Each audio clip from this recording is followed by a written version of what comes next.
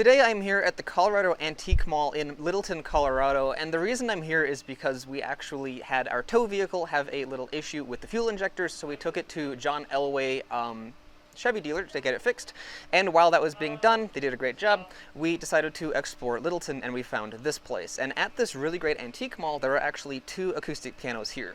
One of them is this one, the Lowry upright piano for $5.99 US, and on the other side is a Kimball for a couple $100 more. The reason I'm reviewing the Lowry rather than the Kimball is because the Kimball, although equally as playable, is a little bit more out of tune, and people like to complain about that. This instrument is actually very nicely in tune. You usually will find pianos in thrift stores, but this one is most certainly probably the nicest one I've ever seen, so I thought it'd be really cool to do a video about this instrument. For this price point, you could of course buy a digital piano. The one that comes to mind first would be the Kawai ES110, and of course there's many obvious advantages to a digital piano. No tuning needed, very portable, can play it with headphones, but the performance and the expression control that you have with an acoustic piano is far more than you're going to get for a digital piano of this price point. So as much as I love the ES110 from Kawai, this of course for the price point is going to be the much better instrument. You might expect a console piano like this, especially of this used vintage, to have a terrible action, and some do, but this is not one of those. The action of this instrument is actually really great to play, and it feels really wonderful.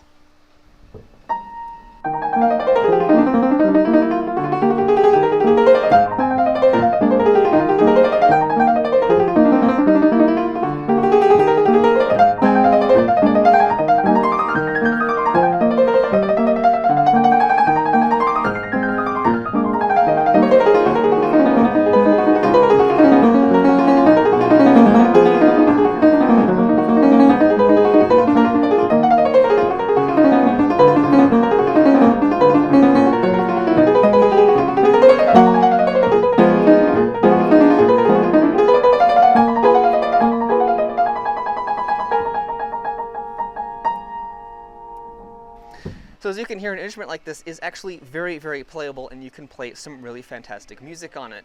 And that's what it sounds like. And finding an instrument like this in a thrift store isn't that common. So I kind of wanted to make a little video about the instrument and a really spectacular find at a thrift store. But let's play a little bit more music on it to give you a better idea of what its capabilities are.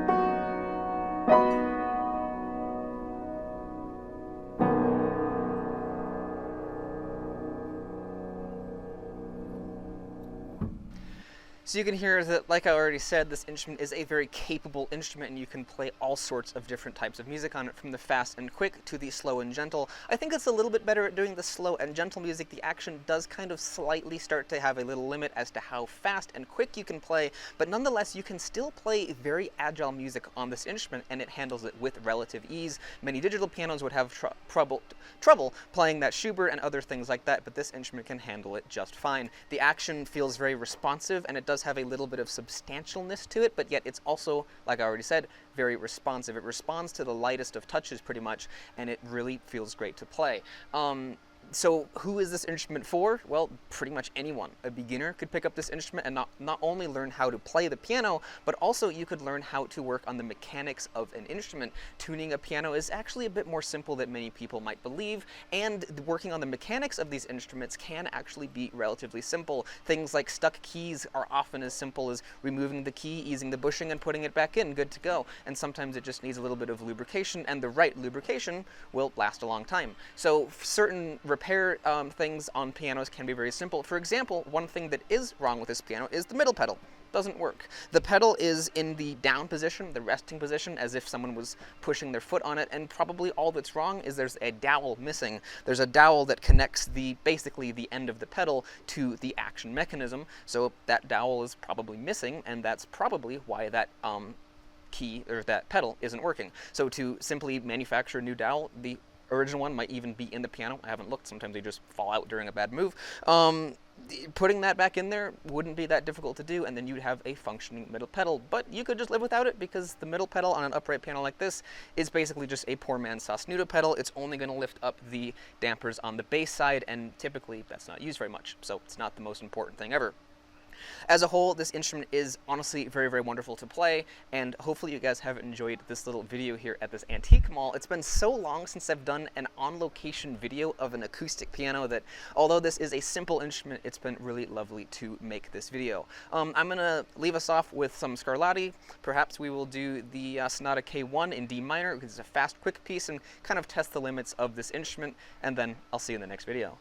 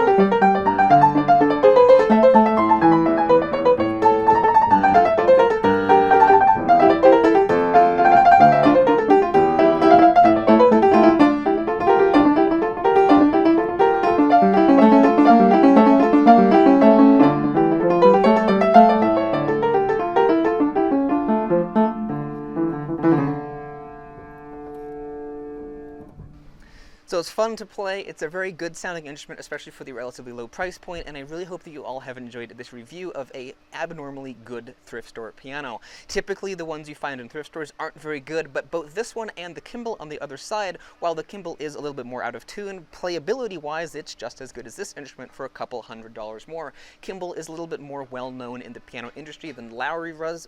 They're more famous for their organs, but at one point they also did make acoustic pianos, and this is one of them, and as you can see, it has definitely stood the test of time. That's another massive advantage of a acoustic piano over a digital piano. With the Kawai ES110 I mentioned, if you treat it well, you'll probably get 4 to 5 years out of it before A, it becomes outdated, or B, it begins to mechanically fail, and repairing them isn't the easiest thing ever. They're really not meant to be taken apart and repaired in many cases. However, this instrument, as you can see, is probably 40 to 50 years old. I don't have an exact date, but that's probably the minimum, maybe 30, but probably more like 40 to 50 years old, and if well taken care of, it's going to last another 40 to 50 easily. If you keep it in your house, you keep the humidity at a level control, you won't have to tune it as much, it won't have very many mechanical problems, and it will last a very, very long time. So while acoustic pianos do have some drawbacks compared to digital pianos, A very affordable acoustic piano can last a lifetime, literally, and it can serve as an excellent instrument for many, many years to come. So I really hope that you all have enjoyed this interesting video of this unusually good thrift store piano.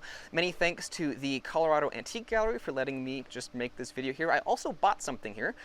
It's a Schoenhut toy piano. It's a vintage one. So I'll be doing a video of that later on sometime in the future. So definitely stay tuned for that if you'd like to see videos of weird and wacky little toy pianos and things like that. I do videos like that. I do videos of acoustic pianos, and like I've mentioned, I do videos of digital pianos. That's what I've been focusing on most recently. So if any of that sounds cool, you might want to think about subscribing to the channel, and if you do that, thank you very much, and I will see you in the next video. Goodbye.